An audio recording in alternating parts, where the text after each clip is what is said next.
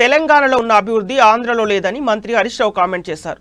రాష్ట్రంలో అమలవుతున్న పథకాలు కానీ రహదారుల నిర్మాణం కానీ ఏపీలో లేవని అన్నారు. రెండు రాష్ట్రాల మధ్య ఉన్న తేడాను ప్రజలు గమనించాలని కోరారు. ఖమ్మం సభతో తెలంగాణ సీఎం కేసీఆర్ సత్తాను దేశానికి చాటాలని, ఇది జాతీయ రాజకీయాలను మలుపు తిప్పబోతుందని మంత్రి హరీష్ రావు అన్నారు.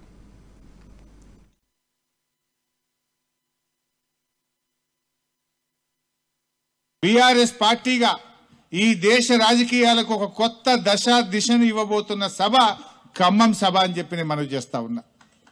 ఇవాళ మీరే సాక్ష్యం, ఇంకెవరో కాదు, బార్డర్ మీద ఉన్నారు. ఇవాళ తెలంగాణలో ఉన్న పథకాలు పక్కన ఆంధ్రప్రదేశ్లో ఉన్నాయా?